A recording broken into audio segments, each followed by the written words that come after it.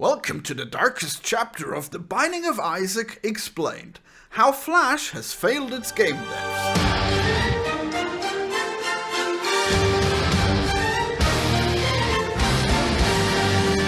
Today we're going to learn how to avoid making a game inside a program that is a dead end, and how to avoid having your potential limited by greedy corporations. When I was a little boy, I learned how to make games inside of Macromedia Flash, as was the fashion at the time. The internet was abuzz with Flash games and you couldn't escape them. What a wonderful time. Oh, all this promise of an easy-to-use program to make games and animations in? And I thought I could do better than any of these other creators. All those Flash games you have nostalgia for, I played them for like a minute and thought, this is some low-effort trash and I can do better. And in some ways I did. Some of the games you might have nostalgia for might be the very games I went on to create. Yes, I am now at the ripe age of 35, and there are adults out there that grew up having played my games. Isn't that crazy? Let's see if you can remember any of these games I made. Bucketball 1 and 2. Touch the Bubble 3. Working together with this talented Russian artist named Arseny, I made these very simple yet very addictive games. Apparently Bucketball 2 reached 20 million players, most of them from China. Funny how that happens. We didn't even promote it there or anything. Other games I made are Triachnid, Coil, Twin Hobo Rocket, The C Word. Now these are great games that I made with Edmund. He was already a fairly popular artist at the time, so they were certain to get noticed. Going Up, a game I made with the very talented and popular Gonzo SSM. I should have made more games with him. Also, I made a game called the Blockhead Game with the Swain, who just last year released the game Madness Nexus. That one went pretty big on Steam. Programmers were very rare at the time and Flash artists were abundant, so it was easy for me as just this teenage kid starting out to make games with some of the biggest names out there. The world really was my oyster. And then my career reached peak when I made the best Flash game of all time with Edmund, The Binding of Isaac. I also made many solo projects as well, of course. Some of the best ones are Grayscale, Rings and Sticks, Pack. Not really good at naming these, I guess. A lot of these games I started never finished, sadly, but that's game dev for you. The world is still waiting for Triachnid 2, which will probably never come out. But then the golden age of Flash games slowly came to a bitter end. Nowadays you almost can't even play them anymore. And all that just because one lazy corporation couldn't keep up the support for a software they bought. How hard could it be to maintain the Flash player so that these little gems could continue to be playable? I made over 20 Flash games that could be still worth playing if there was a convenient way to do so. Now you have to go to Newgrounds and install the fan-made Ruffle player or whatever, I don't even know. The convenience of the Flash player back in the day is that you could just click on a game and play it almost immediately. And it's now lost. I don't even know if Ruffle is easy to install now. Back in the day it was not easy to install and it didn't work and then I had to reinstall it. It probably works fine now, ignore that. Let's hope it works fine now. If I can just link people to a game and then they can just play it immediately, now that's a good way to get many people to play it. And that's why the Isaac demo got so many views back in the day. You could just play it immediately. Now with them having to install Ruffle first, it really limits the amount of people who can play it. Mostly the people who already are using Newgrounds, in fact. So of course there's not going to be any new Flash games.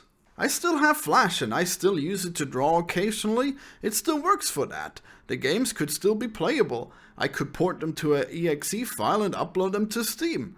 But they would sadly still run terribly. That's probably the real reason why the Flash player stopped existing. Because its performance is an embarrassment to Adobe. Flash isn't a program that runs with pixels that can take advantage of the ways that other programs are optimized. Flash isn't optimized to run on video cards, period.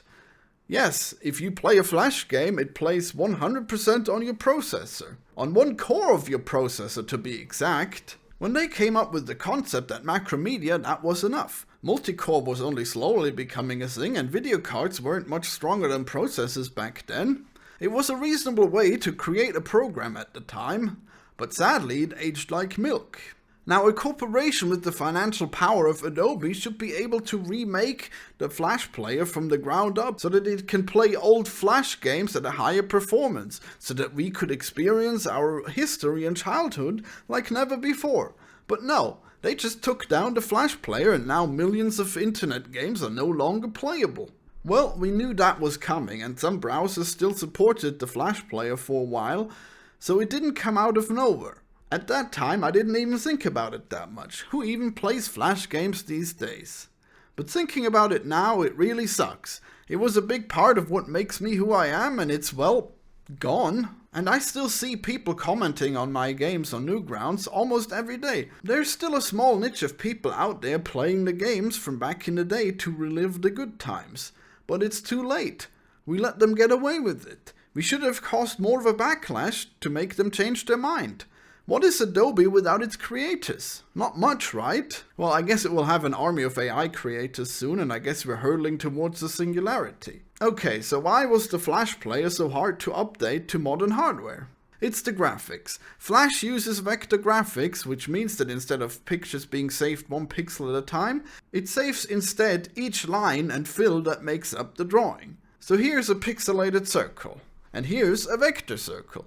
Now just grab the side of the circle and drag it into the shape of a heart. Now you can't do that with the pixel version of the circle. Like, it's pixels. Like, you'd have to redraw it. Honestly, vector graphics are superior for shapes and such. I mean, yes, in Photoshop you have tools that can make you grab a piece of the picture and drag it somewhere. But it's messy and it gets smudged. In Flash it can be smooth and clean. And that's great! That still exists, you know. You can still do that in Adobe Flash. You can rent the version from Adobe right now. I remember buying programs. But what doesn't exist anymore is programming games inside of Flash. It was pretty cool. You could just buy one singular program and do everything from drawing, animating, programming it. You could just make the whole game and put it on the internet for all to enjoy. That's why I knew that Flash is what I wanted to work with. This program has unlimited potential. Sadly though, these Flash games didn't exactly run at 60 FPS. The programming language was horribly unoptimized, but it was super easy to work with. Top-notch workflow. And the graphics, its greatest strength is also its biggest weakness. The vector graphics actually don't do anything in-game. You can't do that thing with the heart I showed you in the game. You can't modify the vector graphics to make certain fields change color. When Flash gets exported as a game, the graphics become the worst they can be. They're unoptimized because it's still trying to render the vectors, but they are actually frozen in time as if they were pixelated. However badly I programmed The Binding of Isaac, the graphics were already programmed way worse. You can notice a huge jump in frame rate if you play the Flash version on a lower quality setting. That's a built-in setting of how detailed the graphics are rendered. Now, if the graphics were pixelated, they would still look good, but they would render so fast that you wouldn't see any difference in performance when changing the quality settings. Do you know how many copies of a texture a modern video card can render these days in a single frame? I'm not looking it up right now, but I'm sure it's millions, maybe billions. Normally it's physics and programming and effects that are the bottlenecks, unless you have some really crazy modern graphics, really photorealistic stuff, you know. But with Flash, it's really the graphics that take up most of the frame rate, and that's crazy. There aren't even that many things on screen in a simple game like The Binding of Isaac. If we lived in a good timeline where Adobe was forced to make a modern Flash player that actually runs well and has backwards compatibility, oh my god, how well Isaac would run. But I can't blame them for that. I didn't use the latest version even at the time. I was actually too stupid to use proper programming considerations and learned a new version of Flash programming language. It probably would have run a lot faster already if I had done that. Another thing that made it much harder to work with Flash Isaac is that Flash takes forever to load. What a horrible piece of optimization.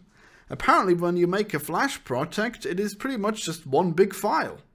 One Flash file. Now that makes sense considering that the Flash graphics are very small on the hard drive. But if you import music and textures, the file becomes so big. So slow to use. Flash has to load in that whole file and it takes really long to open. I remember back in the day it would take about half an hour to make a build of the game, and then the program would freeze a lot and crash unexpectedly.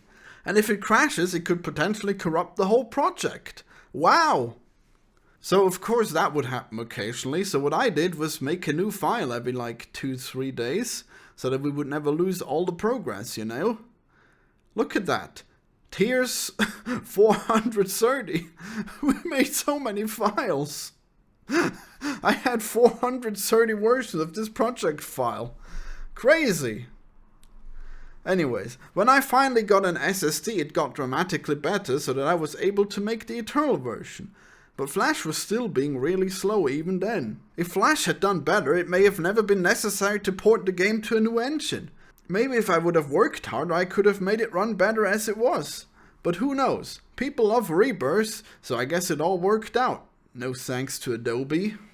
Though I still dream of having like a full Flash HD version of Isaac. Wouldn't that be crazy? A lot of game dev is just trial and error, isn't it? And everyone has gotten so much better over the years. I really hope you check out my new games and see what I can do nowadays.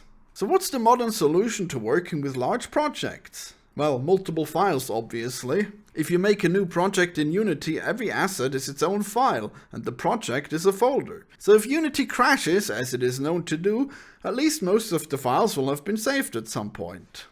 Unity is so much faster to work with. It sure is great that I'm working with a modern program that is receiving regular upgrades. Unity CEO demands games that are already released pay a significant part of their earnings as so-called runtime fees. Unity CEO sold many of his shares before announcing his latest controversial fee package. Unity CEO is fired and the decision was partly reverted. Holy shit, it's happening again. Did I just buy a ticket on a sinking ship? Is Unity doomed again? Well, it turns out that the user backlash, including my own, if you saw my video on the matter, has in fact been enough to smack some sense into those sick freaks. But now if I want to avoid paying these runtime fees, I can't update my Unity version. That's not so bad, I guess.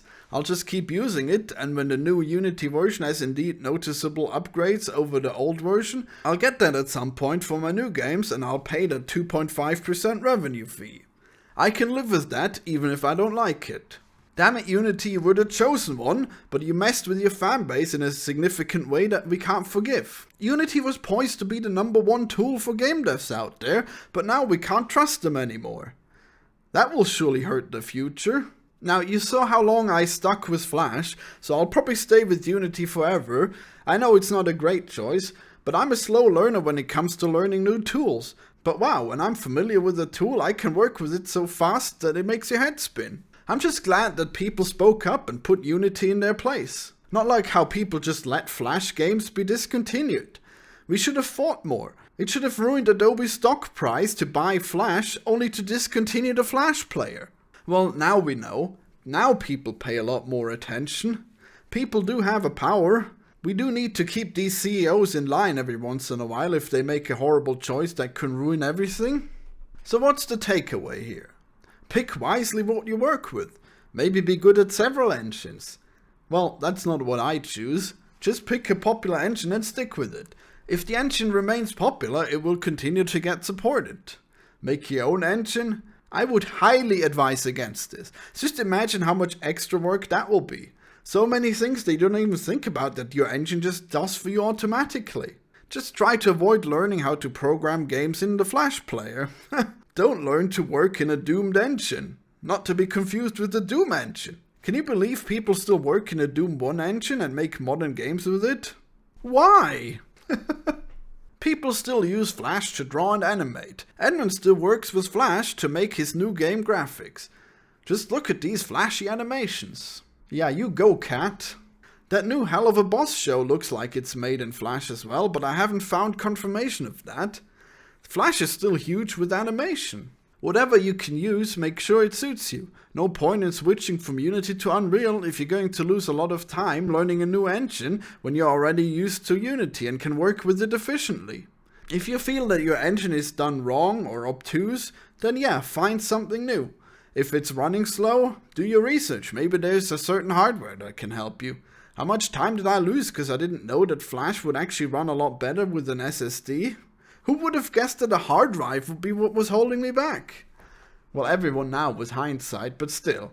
Anyways, most importantly, don't forget to focus on your self-improvement. We all get better at what we do every day. Nobody can afford to stand still. Well, I hope you all enjoyed this little retrospective and got some ideas for what to avoid in game dev. Don't forget to check out my game dev videos on this channel. I'm finally going to finish that mouse game that I've been working on for so long. Give me a wish list on that. Goodbye, everyone.